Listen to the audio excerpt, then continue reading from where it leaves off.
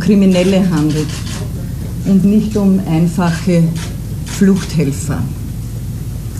Dieser Tag.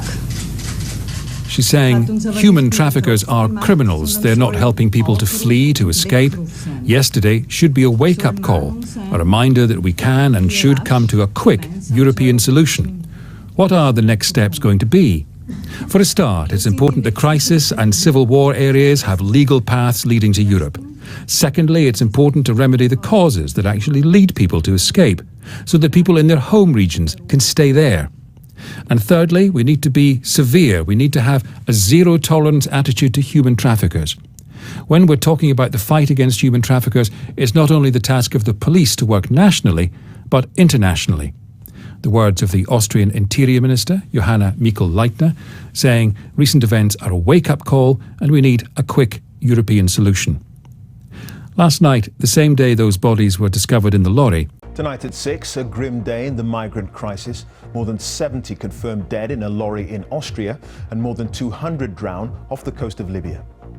4 people have been arrested after the lorry fined. The dead included women and 4 children.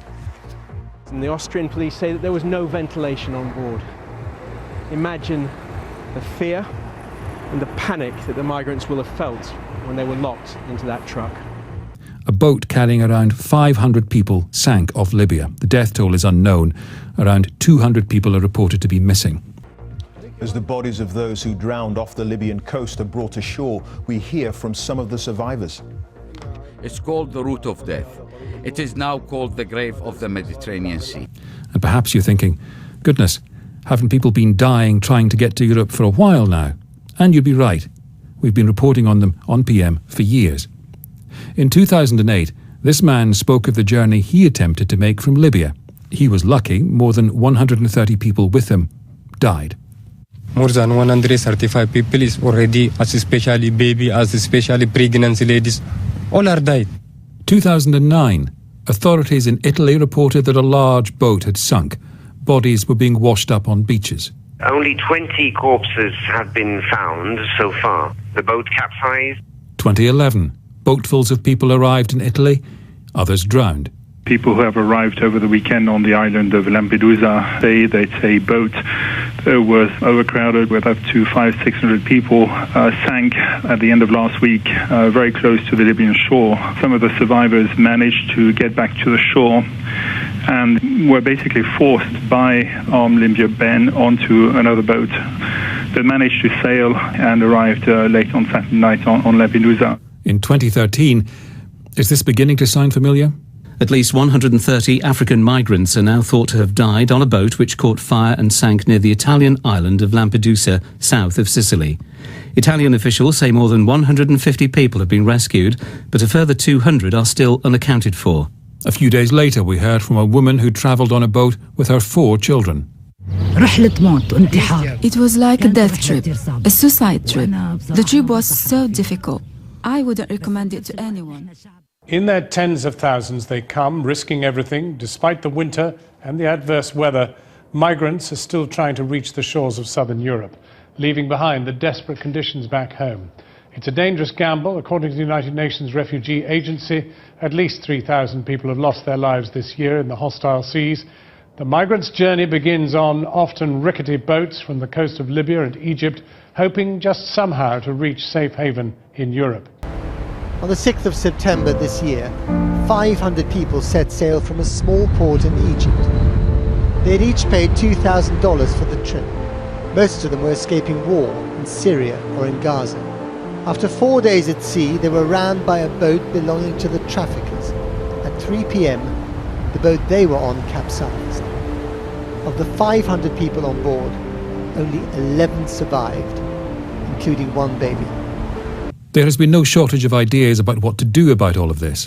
Some people advocate much stricter controls of European borders, with people being sent back to their country of origin whenever possible, that Europe simply can't afford to take in thousands more people. Others argue that it's for every EU country to take a fairer share of those arriving, rather than the responsibility falling on just a few. Last October, the United Kingdom said it would no longer provide Royal Navy support for the search and rescue operation in the Mediterranean, because, the Foreign Office said, doing so encouraged people to make the crossing. We do not support planned search and rescue operations in the Mediterranean. We believe that they create an unintended pull factor, encouraging more migrants to attempt the dangerous sea crossing, and thereby leading to more tragic and unnecessary deaths. The government believes the most effective way to prevent refugees and migrants attempting this dangerous crossing is to focus our attention on countries of origin and transit, as well as taking steps to fight the people smugglers who willfully put lives at risk by packing migrants into unseaworthy boats. The Prime Minister reiterated that point last October. I've made the point that I think that some of the action taken in the Mediterranean has actually almost encouraged people to get onto completely unsafe crafts and head off into the sea. And so we do need to make sure we tackle all of these problems. What I would say to the Honourable Gentleman, though, is that our aid budget does actually do a huge amount of work to try and help people to stay in their countries and to deal with the sources of conflict and poverty rather than to leave and seek a new life in Europe. 2015 came around, and guess what?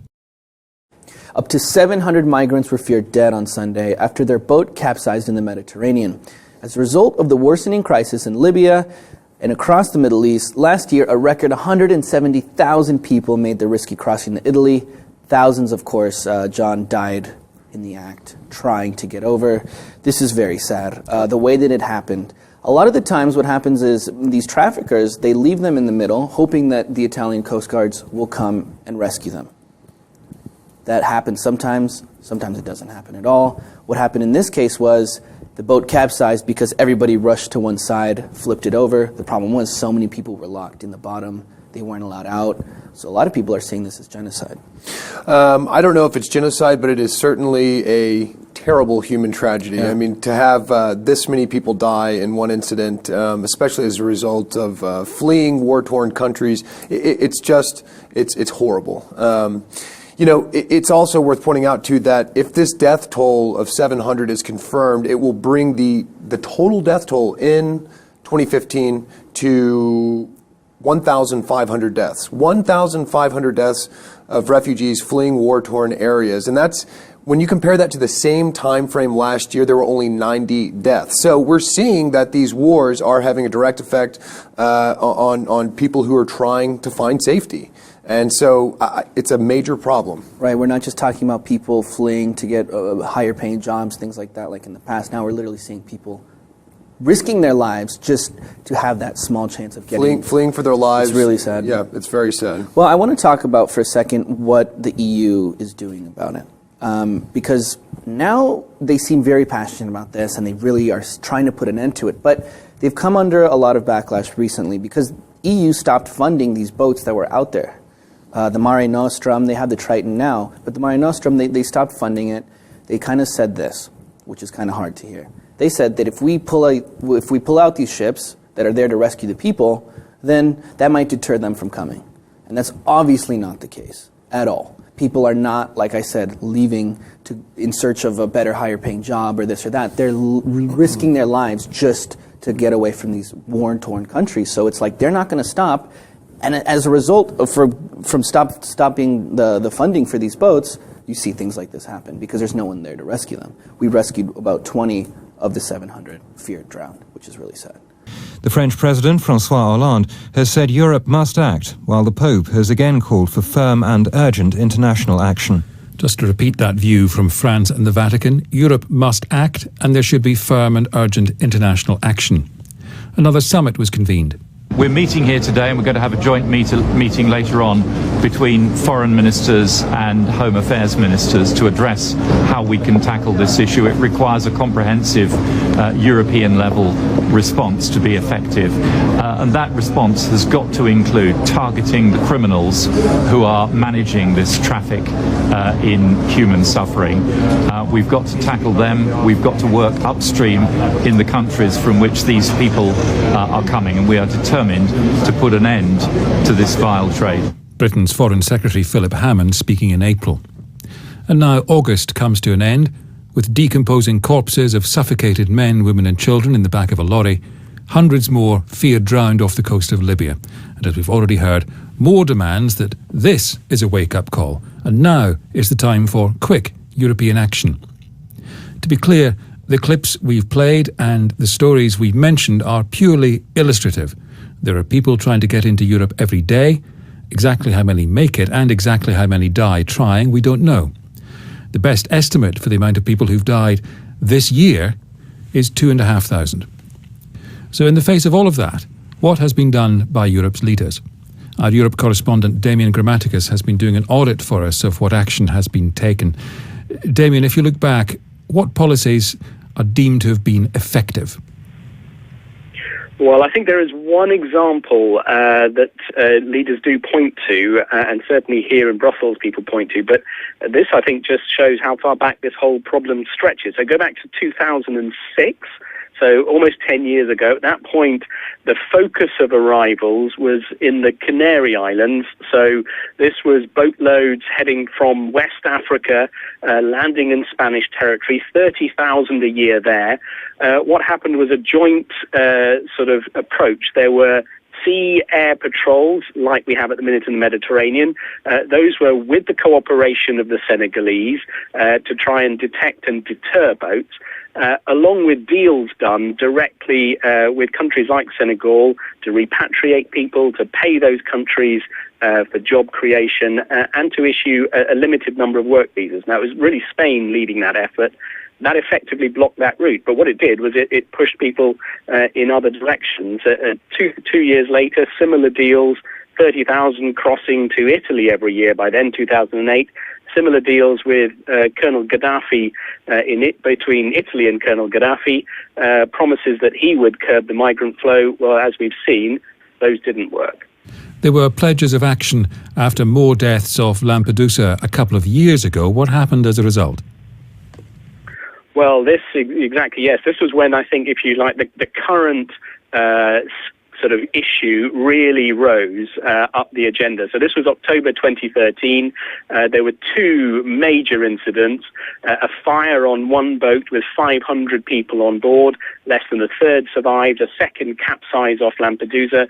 European leaders came out then. Chancellor Merkel saying she was deeply upset. The European Commission saying the status quo is not an option. And the response was to establish working groups, to call for re-examination of refugee policies. The European Commission presented ideas at the time saying that there had to be legal routes to enter the EU, because the reason people were taking to boats, it said, was that there were few legal routes. It suggested issuing humanitarian visas, opening visa centres outside the EU in North Africa, and opening professional migration for job seekers. Those proposals were largely rejected by member states, and instead the focus was put much more on things like deals with individual countries, fence building. So that, again, didn't prove to be very effective. But the one thing that was effective was the Italian operation that was launched by the Italians themselves, called Mare Nostrum, where they launched their own sea patrols for a year from 2013 to 2014. And those patrols rescued something like 150,000 people. But late last year, when the Italians asked for help financing that, other countries said no, so the Italians stopped it. And what about this year? What's the response been? Well, since the Italians stopped that operation, Mare Nostrum, of course, the warnings were that more people would die as they took to boats. That's what we saw this year. Beginning of April 2015, two major disasters.